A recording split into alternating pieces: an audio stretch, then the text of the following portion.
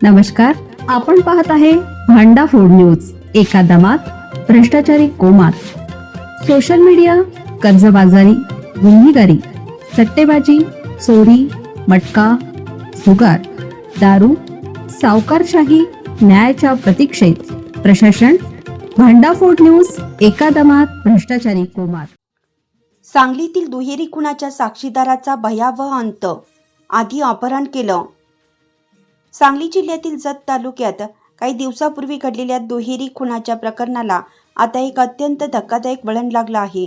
या प्रकरणातील मुख्य साक्षीदार दादासाहेब नामदेव यमगर यांचे अपहरण झालं होतं. मात्र आता त्यांचा मृतदेह एका झाडाला लटकलेल्या अवस्थेत सापडला आहे. हा आत्महत्येचा प्रकार आहे की घातपात, या दृष्टीने पोलिसांनी तपास सुरू केला असला तरी प्राथमिक अंदाजानुसार ही हत्या असल्याची चर्चा परिसरात रंगली आहे. मिळालेली माहिती अशी की दादासाहेब यमगर हे जत तालुक्यातील कोसारी येथे असलेल्या दुहेरी खुनाच्या घटनेत मुख्य साक्षीदार होते. या खुनाबाबत जबाबासाठी ते फिर्यादी सोबत जाणार होते. मात्र त्यापूर्वीच बुधवारी सांगलीतील नागाज परिसरातून त्यांचं अज्ञात इसमानी अपहरण केलं. या संदर्भात कवठे महाकाळ पोलीस ठाण्यात तक्रारी दाखल करण्यात आली होती.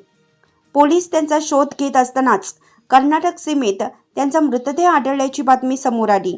बेळगाव जिल्ह्यातील अदनी पोलीस स्टेशनच्या हद्दीत येणाऱ्या मदबावी गावातील एका शेतात दादासाहेब यमगर यांचा मृतदेह झाडाला लटकलेल्या स्थितीत आढळून आला. विशेष म्हणजे मृतदेहाच्या शेजारीच त्यांची दुचाकी सापडली होती. अदनी पोलिसांनी या घटनेची माहिती तात्काळ सांगली पोलिसांना दिली.